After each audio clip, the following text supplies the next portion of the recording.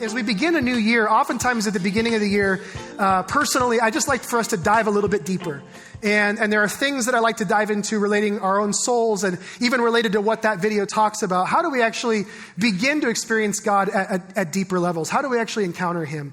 Over the Christmas break, I had the chance to read just some things I hadn't read for a while, kind of went back and visited some old books and some old things that hadn't seen for a bit. And one of them was some of the journals, some of the writings of John Muir.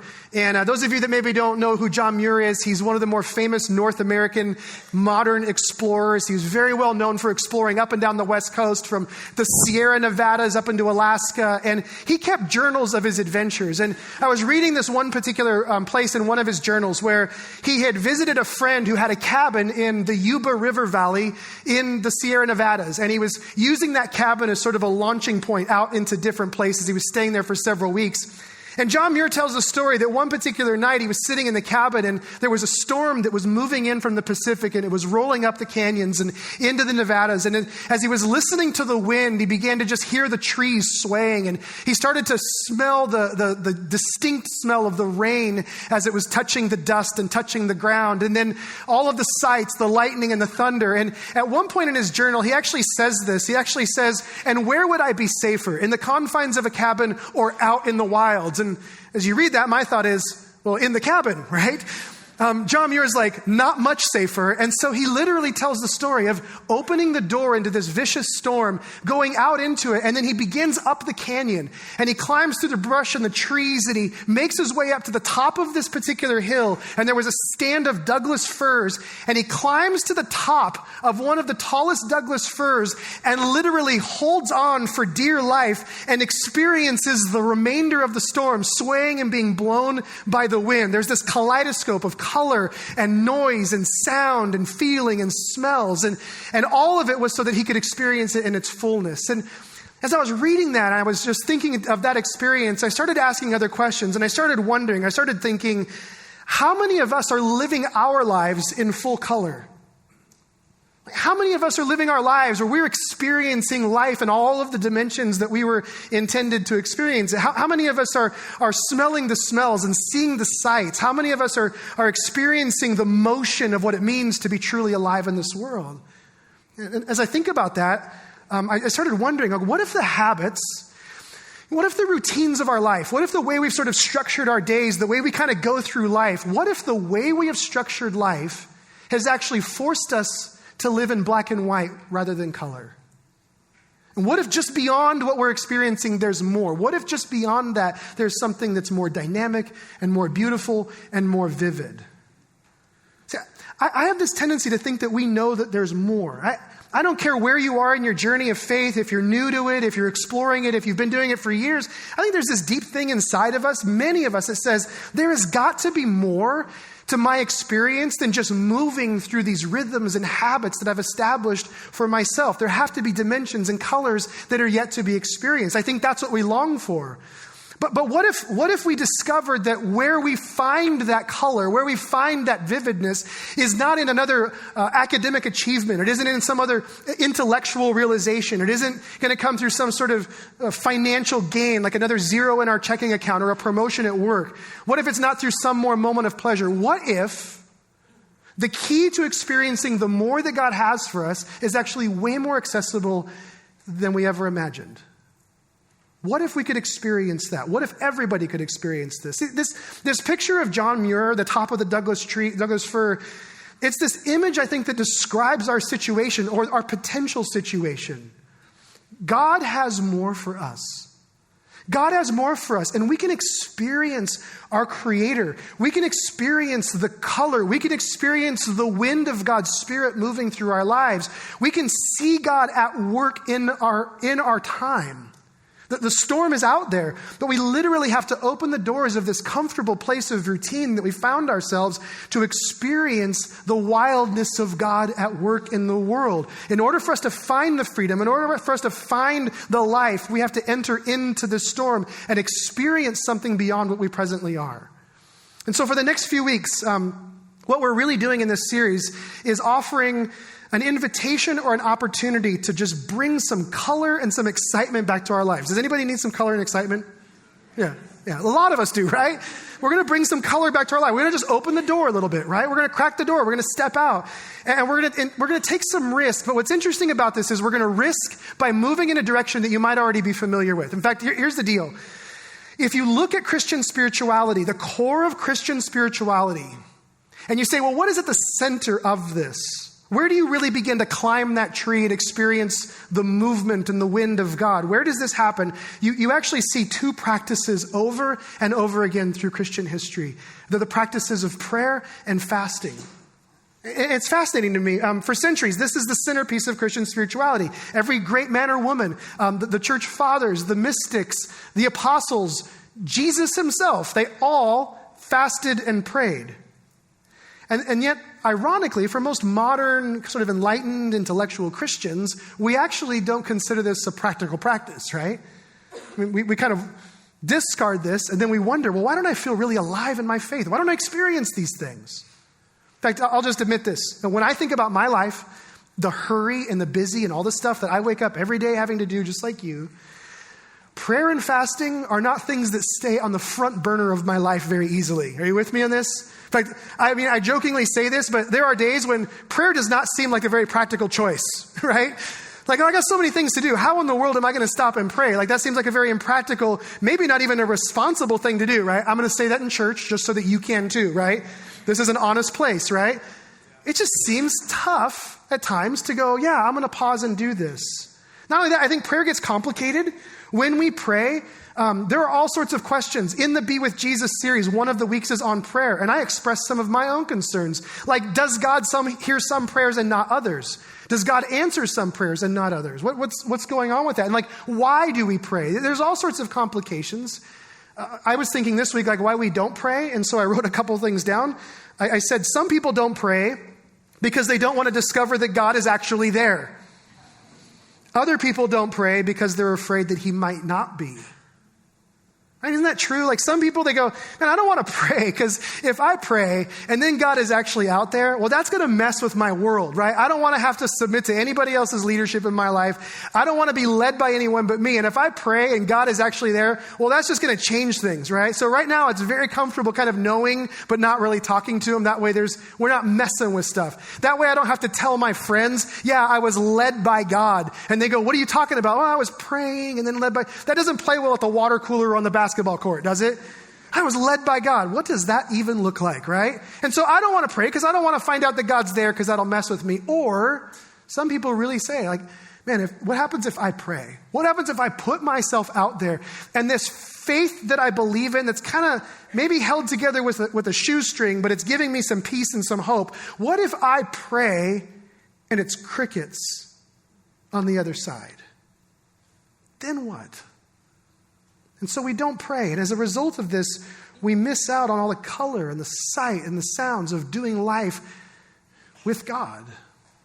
So this morning, what I want to do is just give sort of an introduction to prayer. That's just a reminder for some of us, maybe some refreshing new news for others of you.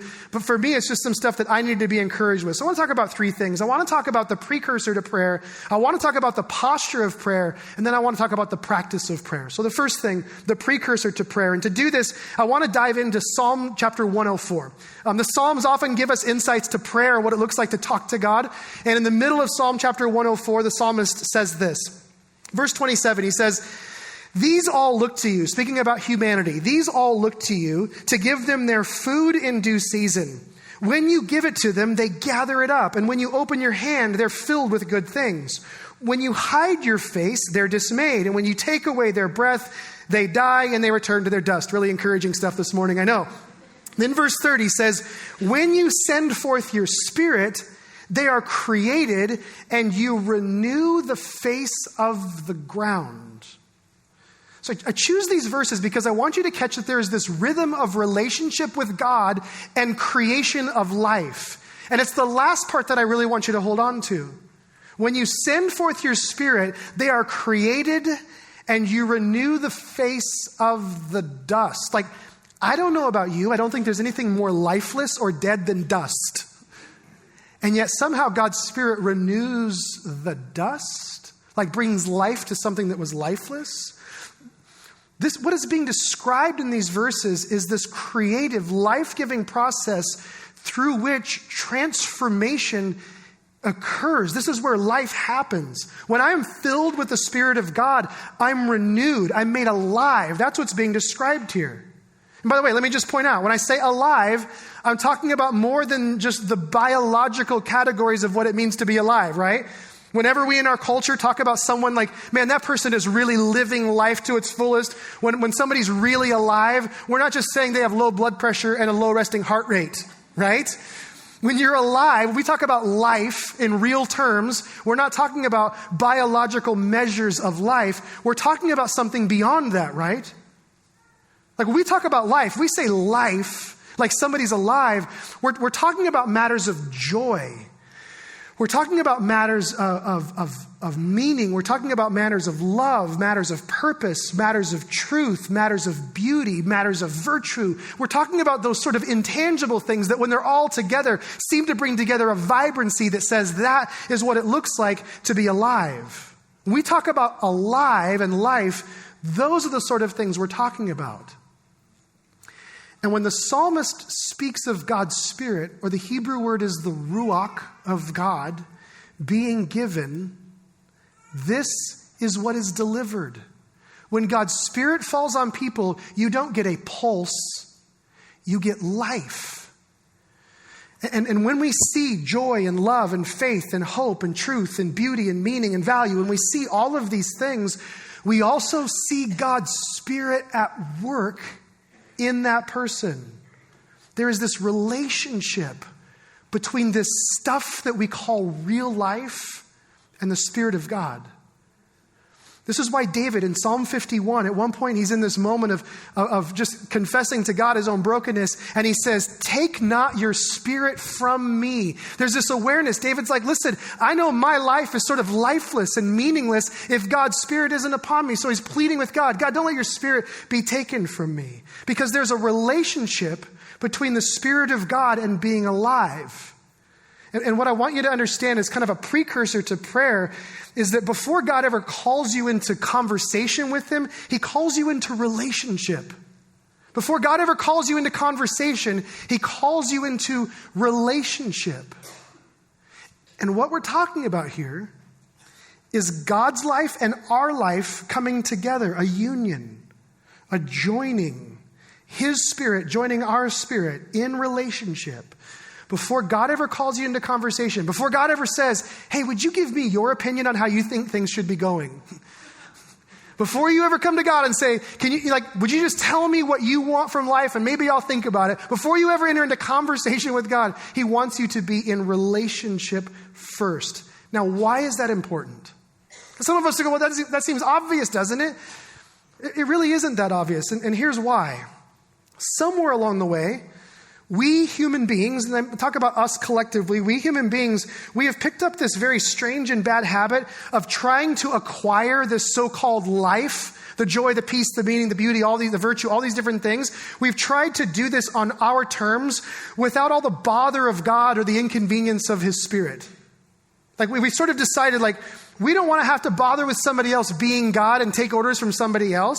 And so in a very sort of individualistic, American sort of way, we've just said, what if I just bypass God and I go for the life stuff without him? So we'll just kind of get rid of all the sacrifice and the confession and the repentance and the inconvenience and the submission. Let's just forget all that stuff and we'll just get it on our own. Now, it doesn't necessarily mean that it's completely godless. In fact, what we actually do is we turn God into a being who stays mostly in the background and is a resource when we get desperate.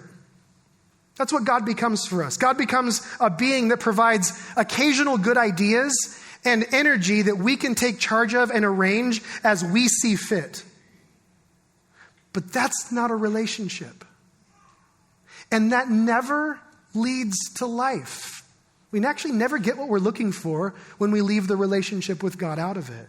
Whenever we look at the scriptures and we see people with this passion for life, this vibrancy, this joy, this meaning, this truth, this hope, the beauty, we also see people who have not embraced God as a force to be called on, but a relationship with whom they live. Before God calls you into conversation, he calls you into relationship. Once you're in that relationship, that leads to a particular posture, which is why I want to talk about the posture of prayer for a minute. Whenever I pray, I always make sure that I'm on my knees, that my hands are clasped, not linked together like this, and that my eyes are closed. It's really important. Not at all. Just some of you were like, okay, some of you took notes just now. Okay, I didn't know that.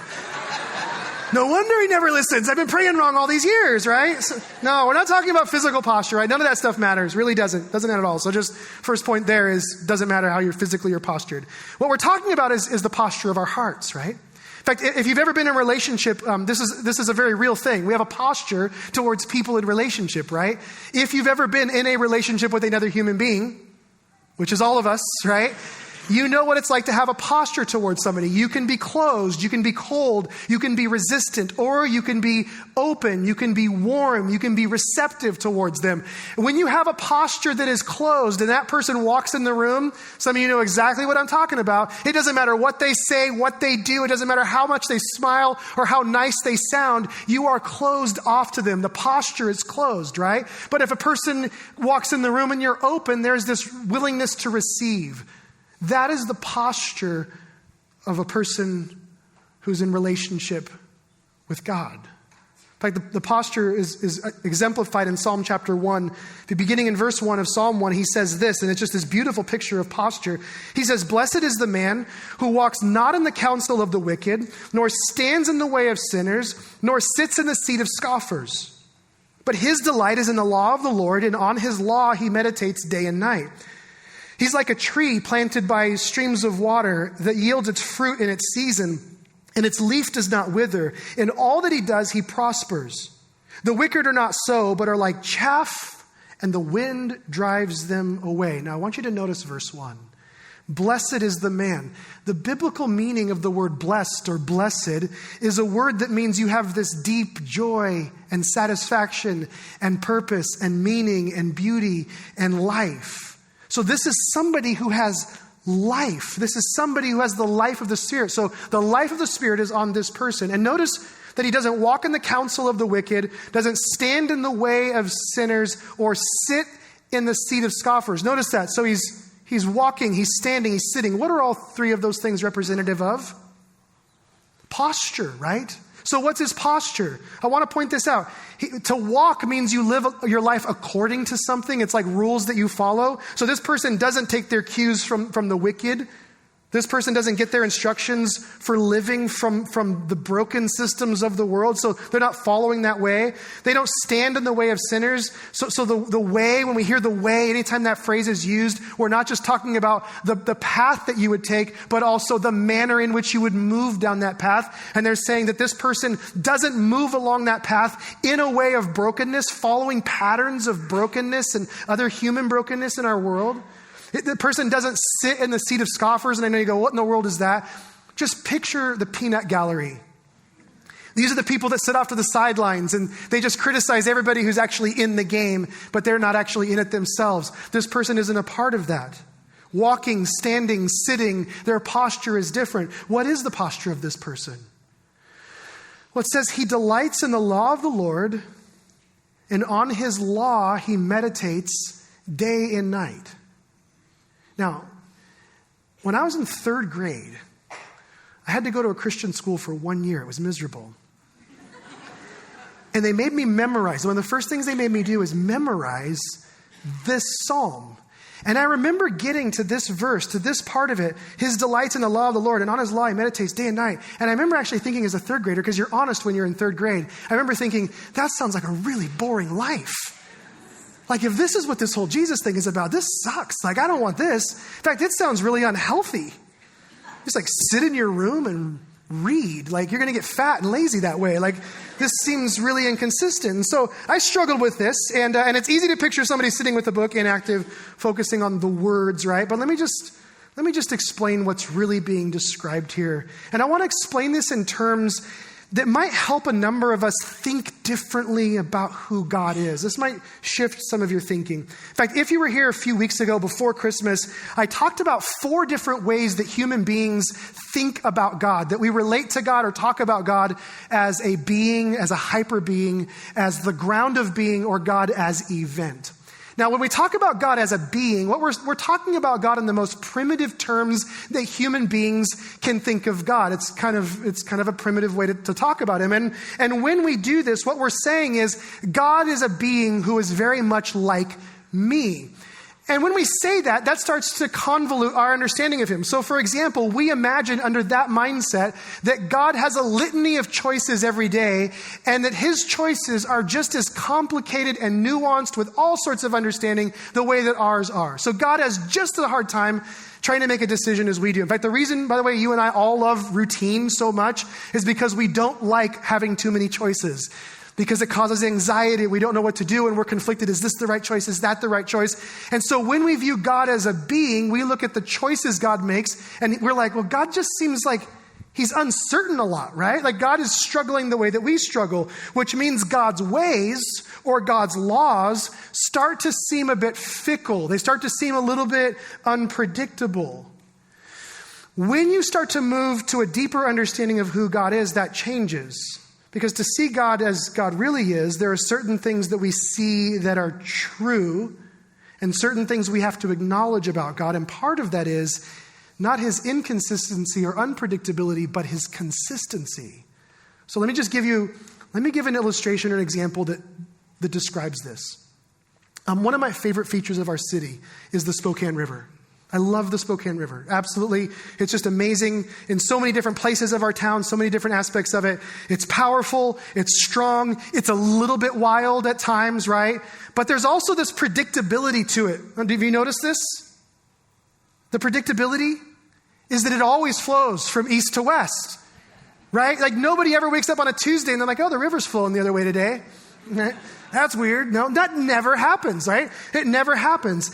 And if you fail to recognize that, if you fail to realize that it's always flowing in this direction, your life with the river can become very complicated, right? So if you go to interact with the river and you go to float it or swim it or fish it or do whatever you're going to do with it, and you're not recognizing that it always goes from east to west, you're not recognizing the flow, you're going to struggle in your interaction with it, right? There is going to be a struggle. But if you acknowledge it, if you see that the river always flows from east to west, it's always moving in this direction, there's a predictability to this. Now, when you interact with it, if you fish in it, float in it, swim in it, it now carries you. It's now easier to navigate. Now you work together. There is this sense of you entering into the flow of the river. Whenever I read in the scriptures the phrase, the law of God, I like to think of the river. That the God of creation has created things to work a particular way. There's a natural order to things. He himself, in his character, he moves and works consistently, predictably from east to west. And what we're reading about in Psalm 1 is a person whose life is oriented correctly to the movement or the flow of God in this life. It's a person who's looking, where do I jump in and how am I carried along? How do I participate in the direction that God is going? Which way is God predictably moving? He delights in the instruction and the wisdom of the Lord. And then whatever he's doing, wherever he's going, he's wanting to live in a way that is consistent with the flow that God is moving in. And so basically, what we have here are two kinds of life. You see the outcomes, right? It says that one of these people is like a tree, strong and rooted. The other is like the chaff that is blown away. There are basically two kinds of people in the world. There are people who approach the river and they're just sort of ignorant of its flow. They just sort of get in and they're being blown over by it and wiped out by it. It's unpredictable and it's crazy. And then there are those who enter into it and they are carried along by it. There are those who lean in to God and there are those who lean away from God. There are those who are open to his direction and there are those who are closed to his direction. So when God calls you into conversation, into prayer, he's calling you to embrace his ways. He's calling you to live in a way that is consistent with the flow of his character and what he's doing in the world. So entering into prayer, it isn't this disjointed, sort of disconnected venture. It is us approaching the banks of this mighty river, and we're seeing which direction is it flowing, and now how do I allow my life to be moved or carried along? Are you with me so far? It's a posture. It's a posture that then leads to a practice. So we have the precursor, relationship, not just using God, but relating to God, open to God, seeing where he's moving, and now the practice of prayer. When we begin to understand this, we start to realize all of these things. Prayer changes. And prayer is not something we just do. It's not just something you check off, I prayed today. It's not something you just do before a meal. I don't know why we get that, but it's an expression of who we are. It's who we're becoming. And it actually is the opening of this door into the wilds of who God is. But I want to demystify it just for a moment. Because I know for a bunch of us, I start talking about prayer and you're like, oh man, I get nervous. I don't know what to say. And you get nervous around prayer, and it's not because of God. I'm convinced of this. It's because of people. It's because somewhere you heard somebody pray and they used thou and though and thus and thee. They used all this different stuff, and you're like, I didn't realize God spoke Old English. Since when is that God's preferred language? Is Old English? I would have thought it was Spanish or something, but it's Old English, right? And then you start believing this. I guess prayer is about me presenting an eloquent speech to God. And the more eloquent my speech, the more likely I am to be heard, right? So we get intimidated by this. But let me just demystify this for a second. Let me just say, based on everything we just talked about in the Psalms, nothing could be further from the truth. In fact, I just want to show you a little teaching from the New Testament, the book of Romans. I want you to understand, there's this little church, an underground church that is birthed in Rome. This polytheistic, sort of crazy pagan culture. The church gets birthed, and the Apostle Paul, in the early days of Christianity, he writes a letter to this church to say, hey, here's how to start living this faith thing out. And so in Romans chapter 8, the 8th chapter, the 26th verse, he talks about prayer in a way that totally demystifies the way we think of it. Listen to what he says. He says, likewise, the Spirit helps us in our weakness, for we do not know what to pray for as we ought. But the Spirit himself intercedes for us with groanings too deep for words. And he who searches hearts knows what is the mind of the Spirit, because the Spirit intercedes for the saints according to the will of God. So I don't know if you got that, but what he's saying is, it is less about words and more about your heart. It's not about you getting it right, but it's about God's Spirit meeting you. It's not about the words that you say. Last week I had a stress dream last week. Does anybody else ever have stress dreams? Yeah, everybody does, right? So I had a stress dream, ironically, about our upcoming Easter services. I know that's a little bit weird. You're like, that's a little premature, isn't it? But it was I think it's because we had 1,200 people show up to one Christmas Eve service when we offered 6. And so it kind of created some stress around here. So next year we'll be changing our Christmas Eve service times. But I just must have had some built up, pent up anxiety thinking about something that's, 4 months from now. But I had this dream, and it involved some staff members. And I was kind of irritated with one of them in particular in this dream. And so I violated one of my own personal rules. And I'll just share this. Has nothing to do with the message. I have a rule for life. And it is this. I will not tell you about what I dreamt if you don't tell me about what you dreamt. Because if you're ever on the other side of somebody telling you their dreams, it's miserable, right? They go on, and then we were here, and then we were on Mars, and you're like, the reason you're telling me this is that it didn't make sense, which is why you shouldn't be telling me this, right? It's always the worst moment ever when somebody's telling you their dream. And so I have this rule, don't tell people your dreams. They'll think you're crazy. Those are the two reasons, right? Just don't. So I violated my rule because it involved people, and it was Easter, and I thought, it's kind of a work-related dream. So I came in here and I started telling the dream, and about midway through me describing it, I realized that everybody that's listening and smiling works for me. So they have to pay attention. And so as I'm listening to them, I'm struggling. I've got this picture in my mind I've got this picture in my head of the dream of what was going on, and I'm trying to describe it, and I cannot describe it. Do you know what I'm talking about? Like, I can see it, but I cannot make myself sound like a sane human being in this moment. It is not going to happen, right? Now, why does that happen? It happens because language always follows pictures. It always follows images. We can always acknowledge something and see it for what it is, but then words are beyond that. They're after that. Words come after ideas. Language comes after emotions. And so words, as much as I love words, as much as I love using them, they are inadequate in expressing some of the deeper things in our life, especially the more intimate they are, the more emotionally connected they are, the more complex they are, the more words fail us. Which I believe is what Paul is getting at in Romans 8. It's why John Bunyan said this. He said, the best prayers have often more groans than words. But if that doesn't make praying a little easier, I don't know what does, right? You don't have to say much. Just kind of make some noise, right? Jean Guyon, she said this, prayer is nothing more than turning our heart toward God and receiving in turn his love. Nothing more than turning our hearts towards God and receiving in turn his love. That is the essence of prayer. So let me just demystify it and throw open the door of possibility. When God calls you into conversation, he doesn't care where you begin. He doesn't care where you begin. He just wants you to step out the door and do life with him. In fact, Jesus, so many times Jesus, when he was teaching his disciples about prayer, he didn't tell them what to do. He told them what not to do. And he pointed to weird religious people who were turning prayer into a show. So the point is just start. Just have the conversation. And as I begin, for me personally, as I begin down this journey of the relationship, of the posture, of just the practice of prayer, one of the things I'm always reminding myself of is this. And let me just share this. I say this to myself all the time.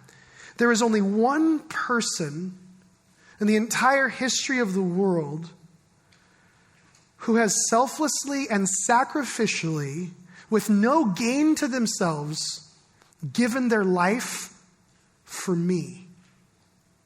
Nobody. I got a lot of people that love me, but nobody other than this one person. Which means there is one person that I can always trust has my absolute best interest at heart. It means that there's one person that I always know, no matter what you're telling me, you're not trying to sell me on something.